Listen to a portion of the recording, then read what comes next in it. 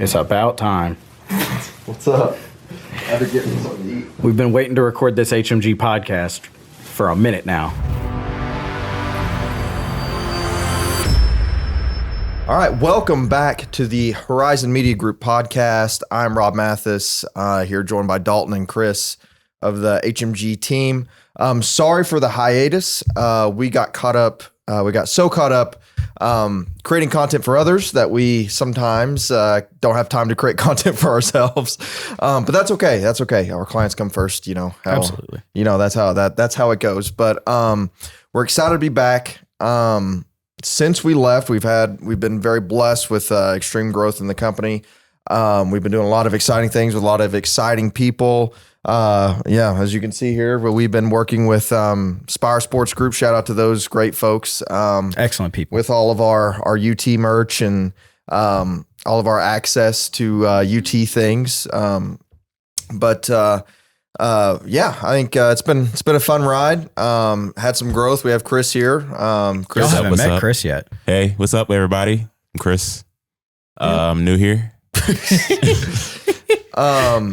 Chris handles our posting for our clients. So, if you're doing any, if we handle your posting, or we create the content and we post it, which our clients seem to really enjoy that. So it has been a popular thing lately, I've noticed. Yeah. Like we've had a lot of people, new Switch and over. existing, add that like into their package with us. Yes, to where, now they get the professionally created and polished content. Now they also get, they don't even have to worry about posting it.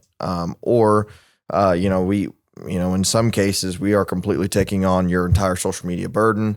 So that's something that you no longer have to deal with, which is interesting because, a lot of times in a lot of businesses is something that somebody who's like, I enjoy social media, I can post. And then, you've got somebody who you really value and you really appreciate them taking up that burden, but it is also an extra burden. Normally those people in those organizations are a high value person. So it is very valuable for us to be able to take that burden off of that one, person who's pulling extra social media duty. So Yeah. That's something that's been very, very beneficial to a lot of our clients. But I think what do we want to talk about today, guys? I know for sure we want to talk about some UT football. Well, it's Bama week. It is Bama week. It's Bama hate week. When do you think you're going to be able to get this out? Because that'll depend on. I mean, I'll stay up all night tonight doing it if we can get it out before the Bama game. Yeah, so We'll make sure it's out before in that the case, game. we can talk some UT football if we can get it out pretty quickly. It is Bama week. We are 5-0. I almost got ahead of ourselves and said 6-0. Interesting stats. First time 5-0 since 2016. This is the first time meeting Alabama undefeated since 98. I didn't know that. I thought 2016, but if you remember, Well, we lost to A&M. Right. So I thought it was 06. I We were undefeated. believe 98, and it's the first time for sure that both teams are undefeated coming against each other since 89. Dang. So, it's exciting times, really primarily. I mean, like as UT fans, we have been through so much. We have, To put it delicately. When we do get any kind of momentum, a game like LSU last week would have knocked it right out from under us. That's essentially what happened in 2016. We were coming in so hot, like had a, great comeback win against Florida. Then all of a sudden, we're coming in. I don't know if we had played that game yet. We had. We used to play Florida, Georgia. That's back right. to back. Yeah. So we had beat Georgia and Florida coming in hot to A&M, and then, it gets deflated. And then we come into Bama and we're still ranked top 10. Then we get just trounced by Alabama. That was a bad day. Bless you. But it was so nice to see us come into LSU and do what we did. It was a fun game to watch. I'm gonna be honest. 2016, that was my freshman year, and I wasn't a Vol fan like prior to getting to college. And I feel like that year kind of like it set my expectations for what I thought I should be expecting from Tennessee football, which is it's really exciting to watch. It made close, and then fourth quarter is like a coin flip on whether or not we're actually going to pull through or not. So I've actually been really pleasantly surprised that like the fact that this year we can close out games and finish games, and it almost doesn't feel real. Like sometimes It doesn't. No, that's something that I've noticed. We've been talking about it like well, we've been filming Pee Wee football for our friend Turner. He was on the podcast for Pigeon Forge. Yeah, his team. And so Chris and I were watching the LSU game on a phone driving to Pigeon Forge last weekend. And the whole time what did you say whenever we got there? You were like, it was something along the lines of like, we're up by X amount of points. It's basically mathematically impossible. And I got that battered Vols syndrome of, no, I need to see the numbers hit 0-0. Yeah. I need to see those numbers go down. And that's the thing. And I think as a UT fan, and I think, if this Vol talking segment, and, if people like this, maybe we can do this throughout the end of the season, or, the cool thing about being a Vol fan right now is all of our sports are popping off. So, maybe we can do this, as a segment for, all throughout, but let us know in the comments down below. Yeah. Let us know if you like this UT content, if you like it, let us know. But the cool thing is as a UT fan, it's been so long, you have the battered Vol syndrome. But I feel like, and I said this last year, and I know for sure you can back me up that I have said this, is the fact that UT's fan base expectations, before we ever played a single snap under Heupel's regime, new direction, it was, I said, the most healthy expectation that we have had since I have ever been a Vol fan, which means since 1997, the moment that I was brought forth into this earth. It was the most healthy expectations of a fan base that I have ever seen, in the way of back, when Heupel started, it was like, all right, this is not the John Gruden hire. This is not, people try to make it sound like, us as a fan base, we're like, oh, gonna do a Greg Schiano, like we did do a Greg Schiano. We did do a Greg Schiano. For all of 5 seconds. But we were, I think as a fan base, like we were all like, okay, all right, let's see what happens, right? And I think there was that little bit of, Danny White just hired his buddy from UCF. You heard those things, but also I think like we were like, it's going to take time. Some of the content creators that we enjoy or that we all listen to here in the office that we'll play, while we're working, is like, it's going to take 2 to 5 years, or it's going to take 5 years. Be patient. We need to be patient. We can't put this undue pressure. And then, because I think a lot of it is like, little did we know we had this Jim and Josh Heupel coming in here. And then I don't think anybody knew. No. And then we have that season that we had last year. We're competing with teams. We're beating teams. And then we come into this year and everybody's like, well, you know what? If we could beat Florida, everything else is cake. Yep. And then we come in, we beat Florida. That was a fun game to be at. And then now we're marching on to LSU, and it's like, okay, well, you know what? I mean, it's going to be a tight game. It would be great if we can go into Alabama undefeated. And we're like, whoa, hello. Like that is, but the cool thing is we were talking, and it kind of goes with you, and that BVS was like, we were sitting there with a group of people at the house watching it. And I was like, how nice it is to be sitting in the fourth or even the third quarter and be like, you're doing those mathematical calculations. And it's like, oh, it's mathematically impossible, when literally for as long as I can, for the past 10 years, we've been saying, well, if we score a touchdown here, go for 2, onside kick, and then we hit one of those beautiful balls down the middle, and then then we go for 2 there. Then it's a 3 score game at that point. Then we're back in it. Right. And it's the stars aligned just ever so perfectly. Nice and then like for a long time it was like, dude, and then even under Butch Jones, it was like, can we not win a game? Like we were winning some cool, like high profile games, but they were Hail Marys, they were crazy comebacks, and even they were heart attack games. Yeah, they were heart attack games. And then you have like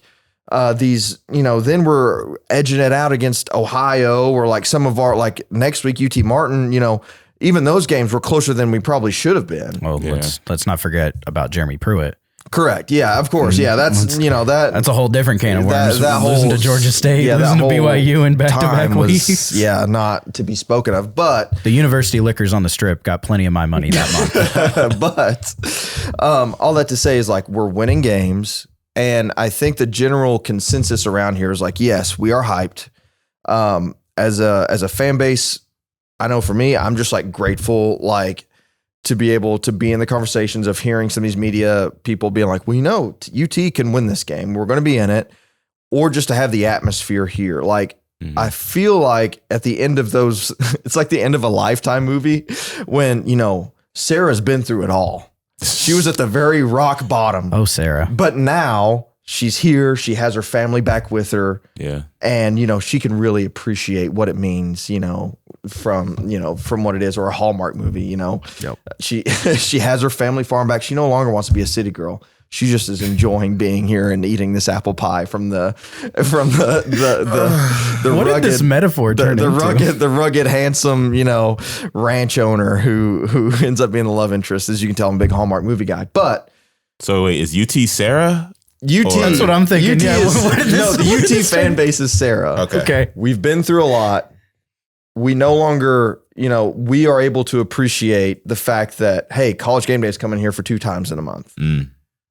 We can appreciate the fact that we are within one score of, the Lions within one score against Alabama. Yeah, it's something. It's like 6.5. We appreciate the fact that we are handling the teams we're supposed to be handling.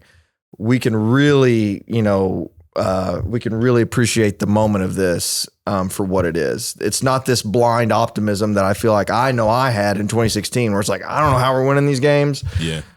But we're winning them. Let's go. I was at the A&M game in 2016 in their student section wearing my overalls. Yes. And the whole time, we were losing that game for the majority of just game quarters. Time. Yeah, basically all 3 quarters.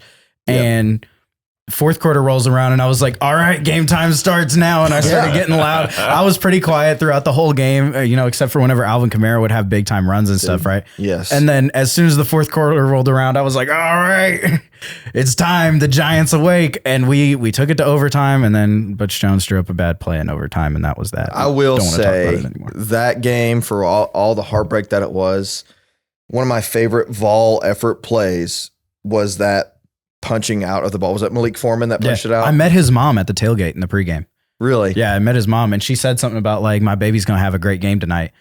He did. And I was like, I don't know who that is right now, but that effort on that play. And I remember when that happened, I was like, we will win this game, especially after that track record of like coming back and all the like team of destiny type vibes. It felt like destiny. The cool thing is now to win games or to be competitive in games, to me, it feels like it's no longer destiny has to be on our side or we have to rise to the occasion. We just have to do what we do. Yep. Like we show up and go to the office, and that's how you get consistent play out of teams. And that's how you beat the people you're supposed to beat.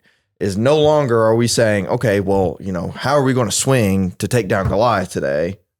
It's okay. Let's just do our thing. We'll put in a few wrinkles here and there based on personnel, but let's just do our thing. And that is what's so refreshing, I think, to most of all. It does help to have a Heisman caliber quarterback.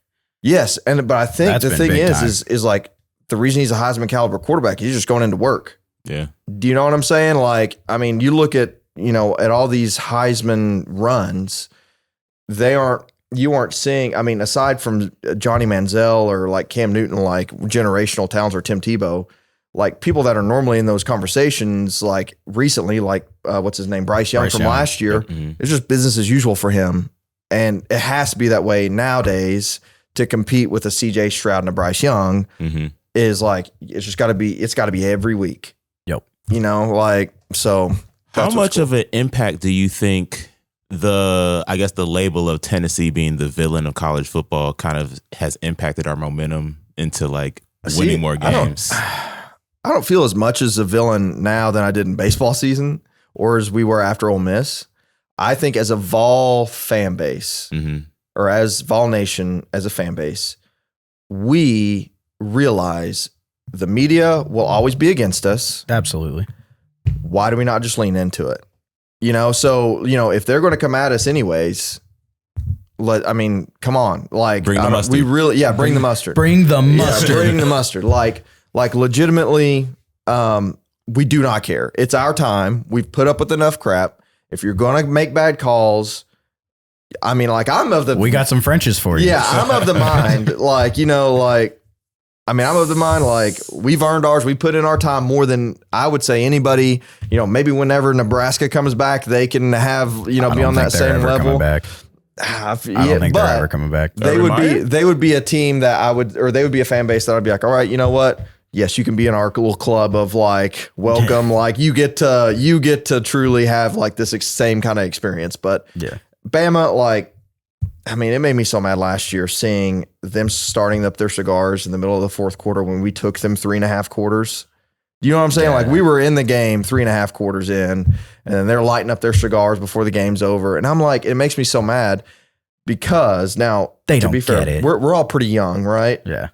We don't know what it was like to beat them, right? Nope. Nah. Or to smoke cigars to beat them. I remember beating them whenever I was young. Yeah. Right? I was like 9 the last time we won. So I remember that. And I remember the Lane Kiffin debacle. But I was not smoking a cigar in that moment, right? That'd be a fire picture. You're 9 years old with like a big Cuban. Kinsey ordered RJ a fake cigar for this weekend. Did she really? Yeah, I swear. That's so awesome. Yeah, so, but all that to say is it makes me so mad when these like kids our age or younger now that we're out of school, they're like puffing up their cigars and acting like, it's like, dude, you have no, I mean, I don't know. It's still the tradition. It is a tradition. But I don't know why it icks me so bad to see. Like I can respect the old man Johnson there in the third row of Bryant-Denny Stadium being like, you know, I remember when Bear Bryant lost this game. Truly enjoying the situation. But it's like the preppy Alabama kid that's in the, you know, student section. Because they don't know pain, man. Like old Alabama fans, they at least remember when Alabama, quote unquote, was bad. I don't know. I don't watch no film. But I've heard they had a time. Yeah. I've heard it was rough back in the day before Saban. Mm-hmm. So like now you just have a bunch of kids who all they know is, oh yeah, Alabama #1, Julio Jones. Yeah, the Bama fans, but they're Golden State Warriors fans and Yankees fans, and also they were Patriots fans. Now they like the Bucks or the Chiefs. It will be interesting, you know. I mean, and it is nice to win these games the way that we've been winning them. I just don't know how it would be fun to be I asked Curtis, our parking guy out here, I was like, what's it like? I mean, you know what I'm saying? Like, I could see you going up to Curtis out there just legit, like down bad for a day and be like, Curtis, what's it like, man? No, it wasn't down bad. It was like, it's got to be not as fun as for us. Like we can go crazy. If we make a big play on LSU, like even beating LSU the way we did, or like if we make a play against Alabama, like we're going crazy, right? Yeah.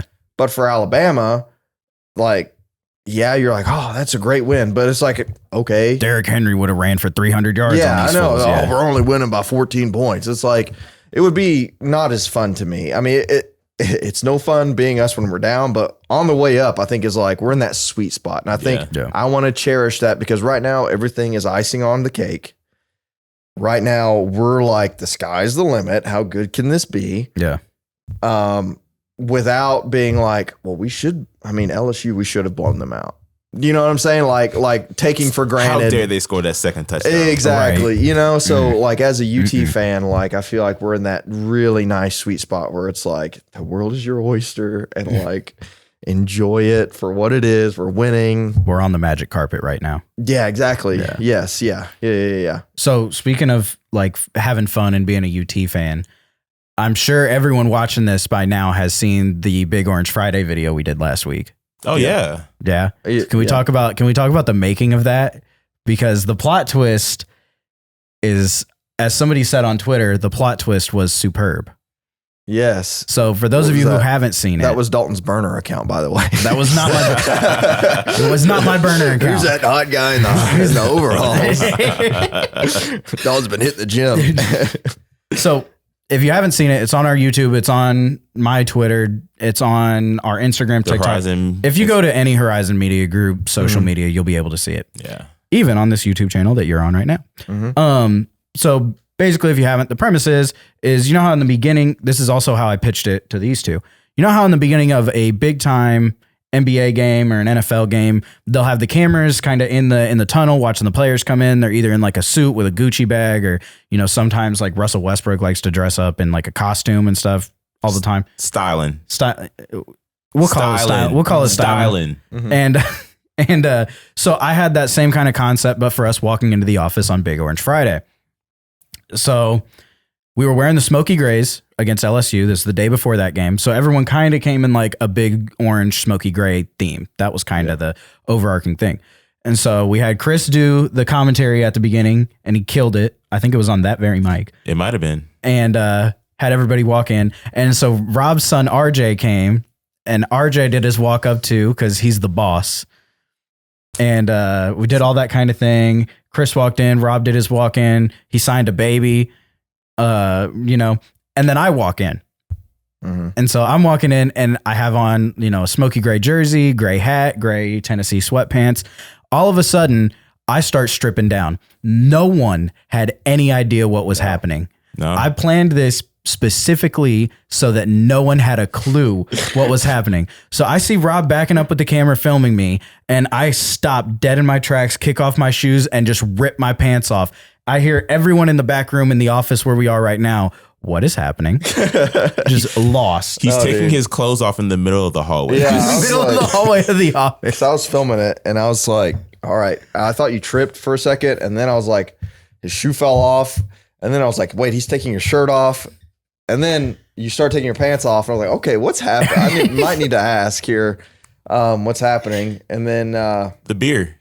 Yeah. Then the beer. Oh, I snuck a beer into the office, and I did this. I had this planned like a day before I pitched it to you guys, because I figured you guys would like it and have no idea what I was planning. So I have a t-shirt in my backpack that I wrapped a Natty Light in, and right before it was my turn to go on, I took the can out of the t-shirt and put it in the little side pocket and walked like with my back facing away from everybody so no one could see the beer in the back of my backpack.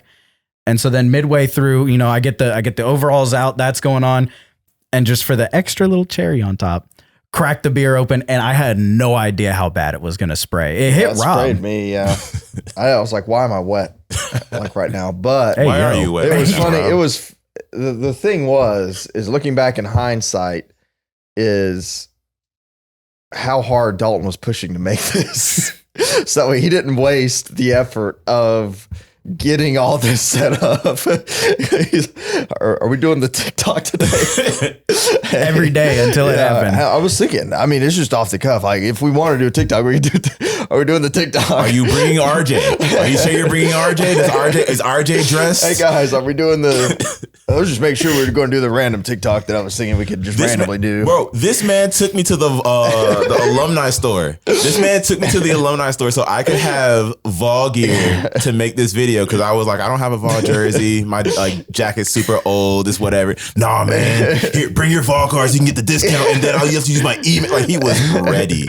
Yeah, he's just like, and the best part is the playing it off of like, oh, it'll be fun to do like a random like TikTok.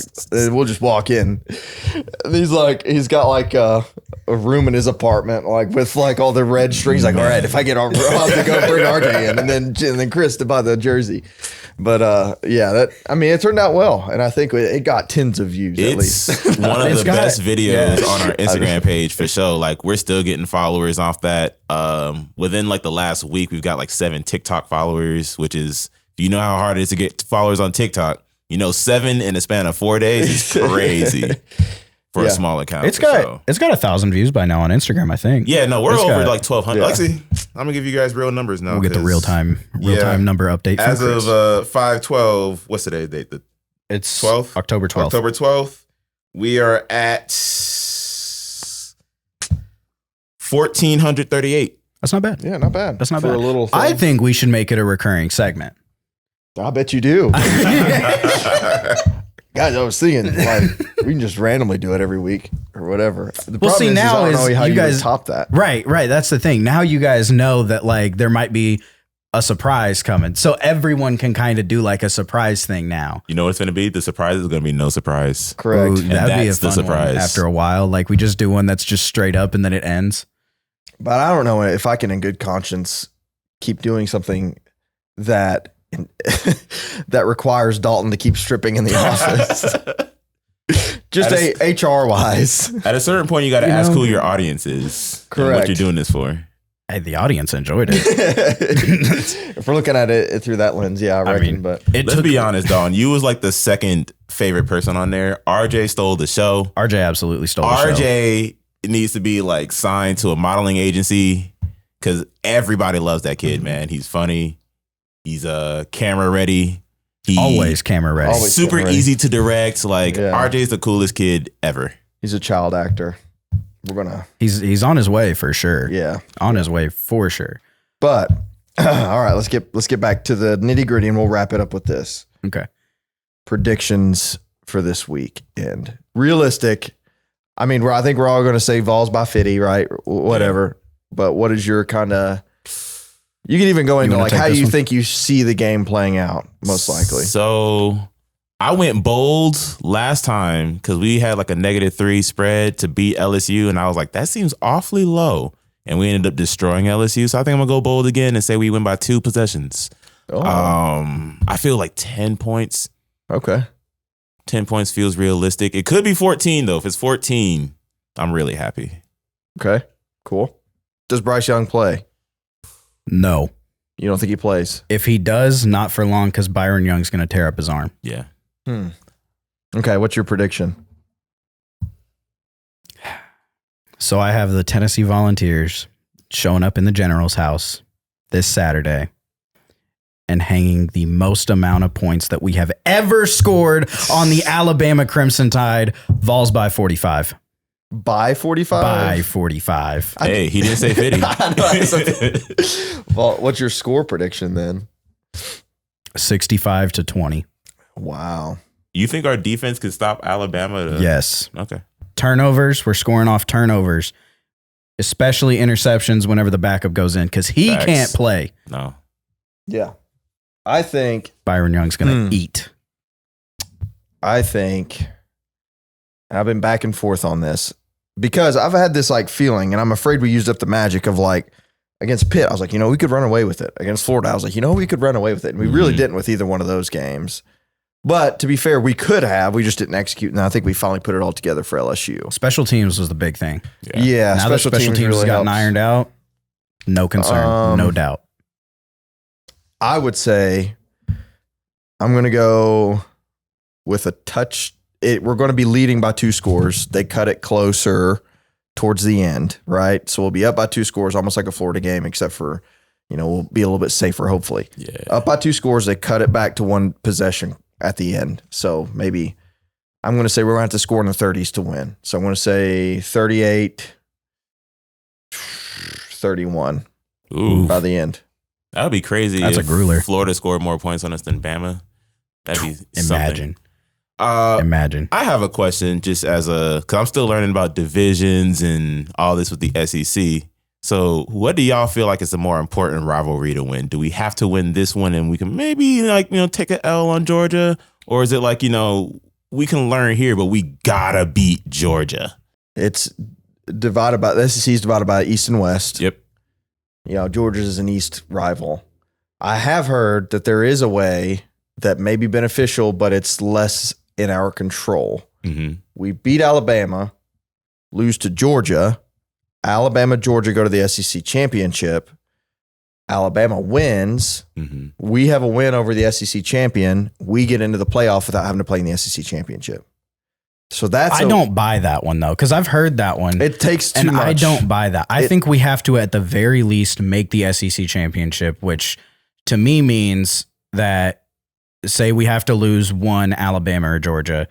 I think in that case we have to lose to Alabama. That way, and beat Georgia. If we're going to split them, exactly, and then we have to win out. If we lose to Alabama, we have to win out because we need to at least get to the SEC championship. And a win over Georgia, both of us having one SEC loss, we get the virtue of win over them in the East, make it to Atlanta. Yeah, I would say, yeah. I mean, that is, and then, obviously, ideally, we beat them both. But if we split them, then, I would say I would rather take a win over Georgia just because we have a lot more in control of ours than we just get a rematch with Alabama. Yeah. And I like our odds in a rematch. Yeah, then we come into Atlanta and hopefully handle business if we lose to Alabama. Bryce? Even if it's a healthier Bryce. As of this point, Josh Heupel's undefeated in rematch games from his first season. Big rematch against Pitt on the road. Yeah. Took that one. Big rematch against Florida after Florida kind of embarrassed us last year. Took that one. Mm-hmm. This is his rematch tour to see how much he's, developed and reloaded from year 1 to year 2. So ideally, I think if we keep up the momentum with a win here, and depending on how we win, where are we at in the polls? Boat race. It would be great to boat race them. It really would. We would have to, in that scenario, it would have to be like an LSU type where they make a couple gaffes and we just really capitalize on it. Yeah.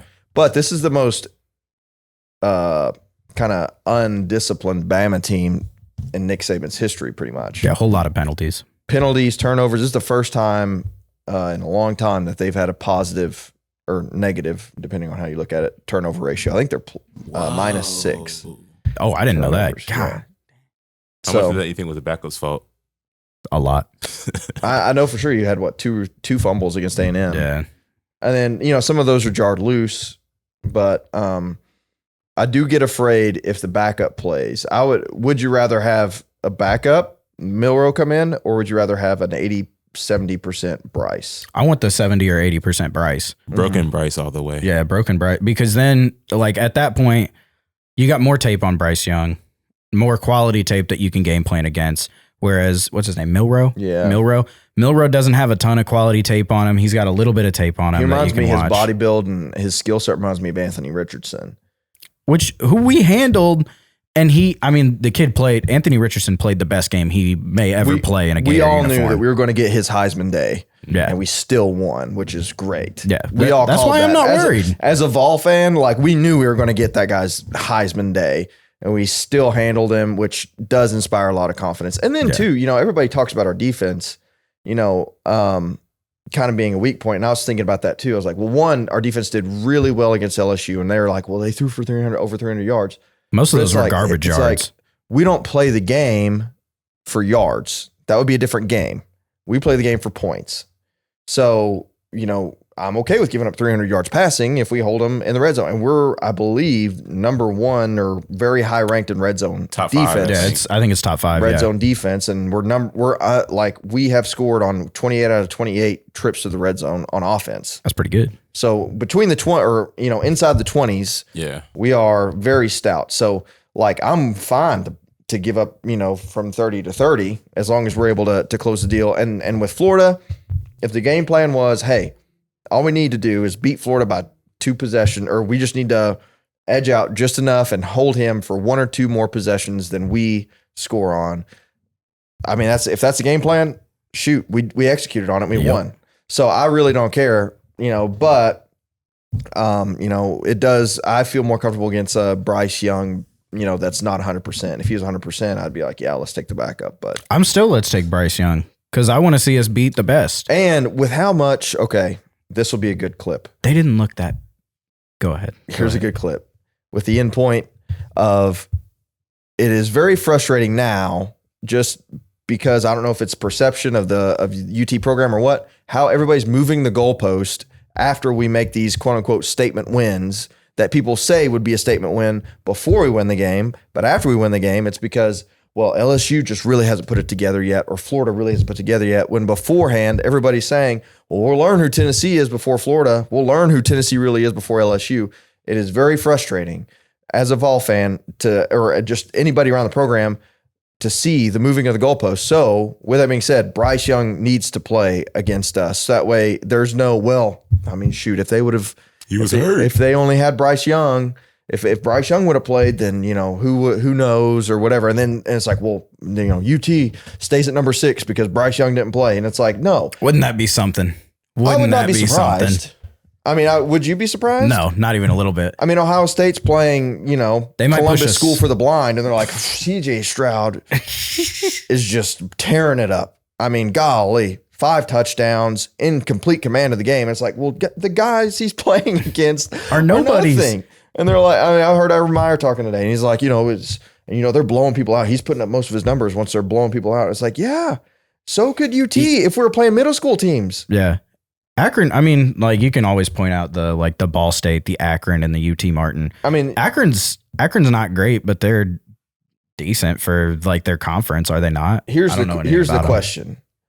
If we would have not been unranked before the season and been ranked in the top 5, with the quality of wins, if we were ranked top 5 in the beginning of the season, we would be ranked number 1 right now, just based off of the fact that we have this many ranked wins. Probably so. Yeah, the AP loves to just stay true to their guns. They don't like to admit that they were wrong. That's why Kentucky's still ranked. Kentucky has no business being number 22 right now. And so, it's interesting to see, and it will be interesting to see when we win, but I hate to jinx anything. So if we go Vols, knock on wood, when we win, it'll be interesting to see what the reaction is. And I think it depends on how we win or whatever. but it'll be interesting to see how they shift the goalposts again. Well, even if Bryce does play the entire game, well, those AC joints really affect your throwing power. So, I mean, it would be interesting to see how it would have been, so I think the balls should stay. It's very frustrating. So ultimately what we need to do, going back to what you were talking about with the villain mentality, I'm all in for the villain mentality. Yeah. For the Vols. Like, let's be the bad guy. Yeah. If let's we're going to be made out to worst. be the bad guys anyways, I think everybody is in agreement with that. There may be a couple of the old guard who say, they're on their way out anyway. Yeah, they don't even know whenever we play next. Yeah. Like, I'm all in for it, and I think the players are all in for it. So let's just do what Bama does every time they play Texas. Just take their quarterbacks out of the game real early. Yeah. Well, and then, too, we got to be prepared for that Bama bias, too. Of the referees. Yeah. My little brother's got a ticket. I was like, bring extra mustard because there will be Bama bias. Yep. And, so just be ready for that. So, like, it will be interesting. Of course, Bama doesn't get the if they catch the breaks and they end up winning, nobody talks about the refs. But, so it'll be interesting to see. I will be very upset when the goalposts inevitably move, and then it'll say, well, we'll find out who they are against Georgia. And then we're going to have to wait freaking 2 more weeks. Month. Yeah. Another month to prove ourselves. No, we played Georgia way late in the season, right? Yeah. Because we've got UT Martin, Kentucky, and then Kentucky. I'm excited for the Kentucky game, honestly. It'll be fun. It'll be fun to send them back to where seeing the Kentucky fans on Facebook through the offseason, these are bold people. They don't even know what this is for because it never went to Lexington. No, yeah. These are bold people talking about Kentucky's back. Will Levis is that great. It's surprising. I can't wait for that one because they're going to get stomped. Yeah, it'll be really fun to put them back in their place. It'll be fun to put South Carolina in their place again. We saw earlier, South Carolina has the third best odds of any team left on our schedule to beat us behind Alabama and Georgia. And the fall off was like Alabama, they're predicting we have a 30% chance to win. Georgia was like a 40. Was it 24? Was it lower? Yeah, we had a lower chance of beating Georgia than we did Bama. I feel better matchup wise against Georgia than I do Alabama. It's just by that's nature just one of of their those. Offense. We'll just have to wait and see because those are just two hard teams. We'll find out who Tennessee is when they play Georgia. But then, so like the two of those were like 24, 40, 30, whatever percent, right? Relatively low chance of us to win. 80 or 70 something. It was 86. We have an 86% chance to beat South Carolina right now, and that's the third hardest game on our schedule according to ESPN. Yeah. Wow. Yeah, I mean, it'll be interesting to see, and then the goalposts will shift, and I will be very upset about that. And I was really upset that Bama got moved back down to number 3, so we couldn't beat a number 1 ranked team. And it's frustrating because no matter how bad we beat Bama, they won't rank us number 1, even though we, at that point, would have had 4 top 25 wins with a top 5 win. Correct. And I don't know. I would put that against pretty much anybody right now. Ohio State had a real rough one against Rutgers a couple weeks ago. So, I mean, you got to put that on there. Yeah, that's a feather in their cap. Shout out Greg Schiano. That was a tough one. Michigan, they had to go on the road. They had to play not in their stadium, which was a big deal. They have for a big some game reason this weekend too. They do have a big Penn game. State. That'll be interesting. I'm hoping Michigan falls. I mean, they will. That'll be good for us. I think I got Penn State winning that one. If nothing else, Michigan has to play Ohio State, and we know they're not going to beat Ohio State, so we'll jump Michigan. Yeah, at some point. Yeah. Quarterbacks: Hendon Hooker, Heisman candidate, right? Yes. Currently third in the running. Is he? What? Yeah. Who's first? Who's second? I know CJ's first. CJ's first. Who is second? There's no way they have Bryce Young at second right now. No, Bryce Young's third. I got to look at these stats. I thought Hendon was second. The last one that I saw, Hendon Hooker was second, and then CJ's favored to win by like a ton. And Hendon, CJ's the only one like really favored. Get a little closer to your mic. CJ's the only one that's like really favored. Okay, 24 touchdowns. I understand. How many does Hendon have? 13? 14. 14? But we've played one less game. That's true. Yeah, I keep forgetting about the bye week because that's why it looks like Ohio State's offense is better than ours right now. Is because they have the extra game against whoever Heisman Caleb Williams from USC. Southern Cal. He is cold too. The Southern Cal Sooners. Yeah, exactly. So all that to say, if Hendon beats Alabama, wins the Heisman, we talked a little bit about this before. Does he become in the conversation of Peyton Manning? Like, we have never had anybody else held in the same reverence of Peyton Manning. Will anybody ever be able to be in that same category as Peyton Manning? Or will Hendon Hooker be in the... I think he'll be more of a T. Martin. I think Peyton Manning is such an anomaly just by the nature of his NFL pedigree after he left here.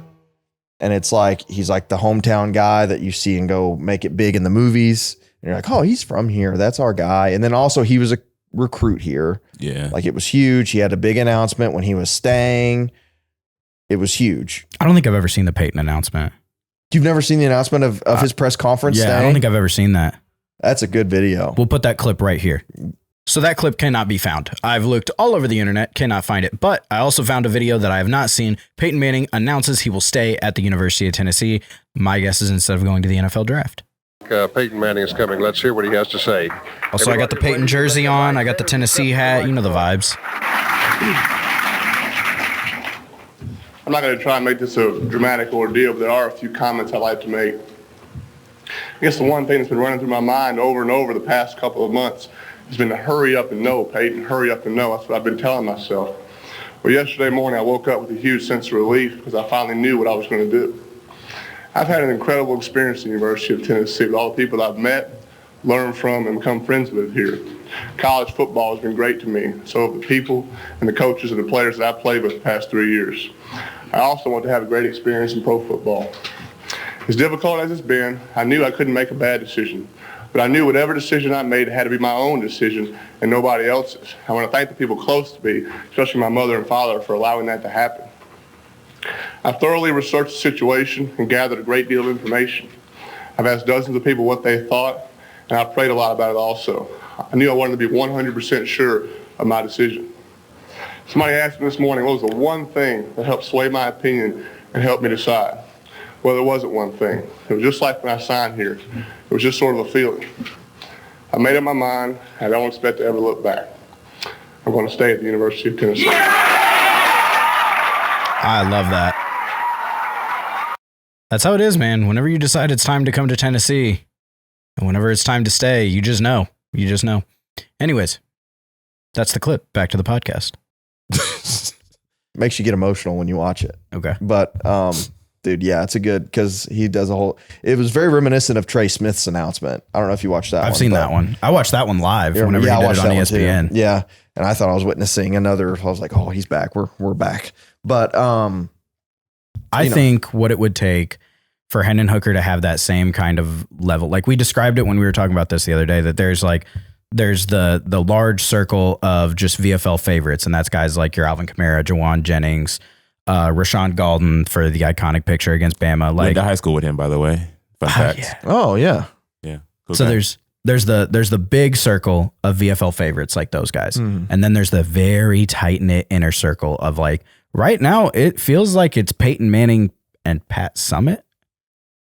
I would say, okay, let's keep it just football players. Just football? Okay, so with just football, it's probably just Peyton. You know what I'm saying? Like, But nobody holds him on the level of Peyton. I think the thing that Hendon Hooker would have to do to join that inner circle is he's got to beat Bama, beat Georgia, win the Heisman, and win the national championship. That's a lot of pressure.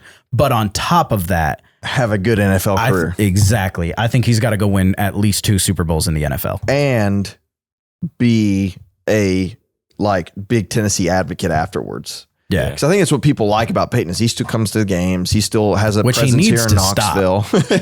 he still has a presence here in Knoxville. He has businesses here in Knoxville. I think that's what everybody likes is, like, there's such good attention on him, and then he brings good publicity to the university. So I think, yeah, it's not only his accomplishments here that make Peyton who he is, but also his accomplishments afterwards. But also, I mean, shoot, you would almost have to get somebody else from the Manning family to come here to anoint. Yeah, just because it was such a big recruit, like from day one. Yeah. You know, could Nico in theory. So say Nico comes in because he's a big recruit and everybody like knows his name as a freshman. And it was a big deal that he chose us as his first choice, right? Yeah. There's a kind of allure of like getting a 5-star. They stay here. They become really successful and then successful afterwards. Is that maybe a part of it? I guess so. Yeah, that would make sense because you have like the excitement of, we're waiting for you to get here. Oh, we're waiting for him to get here. Oh my gosh, he announced he picked us over everybody else. You know, and then they get here, you're a whole rock star, and then you actually perform after that. It's like you couldn't really ask for any more. And then you go on to the NFL and perform. Yeah. I think that's a big key. I think that's something that's missing from Hendon's is the fact that he is a recruit or a transfer.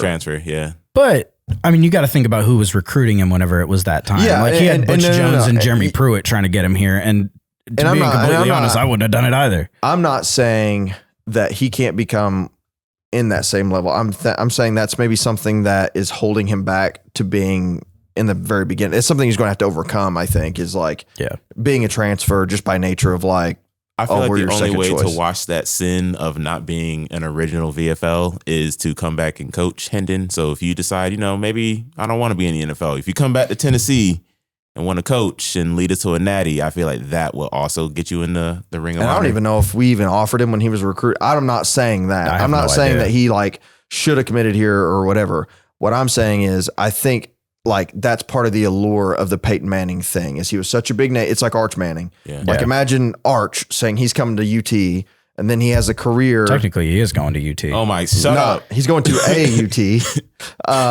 He's going to the UT that's a little bit been baked too long. And so the orange is no longer pretty. It's just there. I don't mind Texas orange, but that's a different.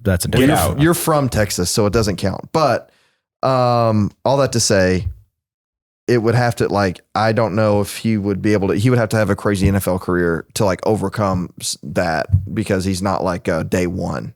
Yeah. So, but he's doing all the right things right now. Like he will be one of I think he would be able to be mentioned among, I hate to say put in front of a Josh Dobbs. I was just about to ask, you guys think he's past Josh Dobbs in fan favoriteness? Josh had such a interesting personality and like just by way of like how he carried himself, like he was a rocket, aerospace engineer. He also wasn't a transfer. So there's also that too. I don't know. I think as much as we love Hendon and what he's doing and it's incredible, Josh Dobbs was like I wouldn't say a campus legend because like, he wasn't, the numbers weren't that crazy. He didn't really get drafted. He's not playing NFL like that. But like, everybody knew who Josh Dobbs was, like outside of football, Yeah, I think, and for some reason, I don't know why. I think too, Hendon not starting last year hurt that a little bit because like everybody was ramping up. Everybody started to know Joe Milton's name. Yeah, and then all of a sudden Hendon comes out of nowhere. Like if you just ask random people on the street in Knoxville, like depending on where you go, like. Yeah. Now everybody would know, but you're talking at the end of last year's season. You may. I feel like at the end of last year's season, people knew Hendon Hooker. People who aren't following football. If you're just like one of those people who's like, oh, there's a game today, like, and you just happen to be down, you just happen to be around or whatever. Not the way those people probably think Peyton Manning's the coach, dude. Yeah, but yeah. So I mean, I don't know. I think Hendon is. He'll be like in his own special category if he achieves all those things. Like, I don't think you will be able to put him in with Peyton Manning. I think Josh Dobbs was like very charismatic and very good for the brand and everybody liked him, but he did leave some stuff on the field. Yeah. And I think Hendon's going to be one of those guys where it's like, all right, this guy was a baller here. He was perfect. He's the one who made this all like he helped Heupel implement and like realize that this could be a successful thing. Yeah. He could be like the guy who led us out of the wilderness in a way. And do you think that's more Hendon or more Heupel? Both. I think they're mutually beneficial to each other. They needed each other in like the best of ways. Yeah. And then, but the beautiful thing about it is Hendon he is performing at a high level within the system. He is not playing above the system. The system allows his level of play to rise. Yeah. So the beauty of that is we have an identity. We have a system for the first time that I can remember on offense. We have an identity and we say, this is who we are. And then it helps with recruiting because you can say, this is what we're going to do. This is how you fit into it. You don't have a Butch Jones where you're like, yeah, we'll switch to a power I if you only come and help us out, Jalen Hurd. And then all of a sudden he's mad and leaves because we aren't running a power I. Right. And he's fumbling the ball. Yeah, and waltzing into the end zone. But like we have an identity. It'll help with recruiting, and it helps expectations from fans. It helps, and it helps, I'm sure, the players. I mean, because then they know what good looks like. Yeah. What does success look like here? Exactly. Yeah. It looks like tempo. It looks like, we're getting the ball out of our hands fast. It looks like, we're making the right, we're spreading them out, and then we're playing off the numbers. Yeah. Because before it was just like, all right, let's go out there and hopefully we are better than the other team.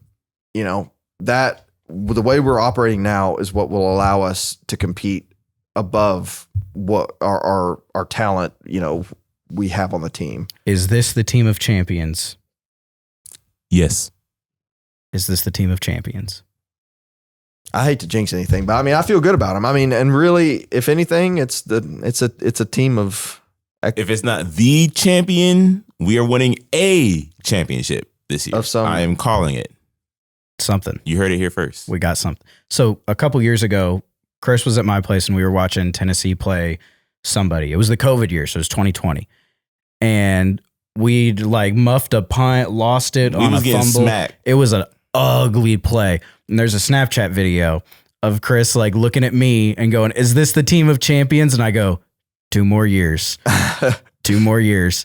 And then here we are 2 years later, and we're you called in it. that conversation. Yeah. I had no idea how right I was, and I still don't know how right I might be. He wants to wait till after the Bama game for me to make it public so y'all can see how right he was. So that clip will not be included in this video, but it's out there. But if once we beat Bama, or are you saying once we win the national championship? If we win the SEC championship, I can make it public? That post will go live, yeah. Okay. But it's out there, but no one can see it until then. All right. Well, that gives us something to look forward to. So it's been good being back here for the HMG podcast. Thank you all so much for joining us. Make sure to follow us on all these social medias. As you can tell, we're doing stuff on there. So make sure you follow us on all major sites. So you can kind of have an insight before we talk about the things on the podcast. Go Vols. Go Vols. Go Orange out in Eland.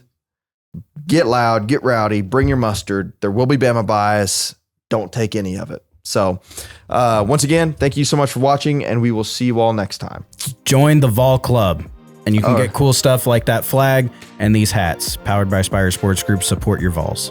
I like that plug. There you go. Yeah, you're welcome. I like that plug.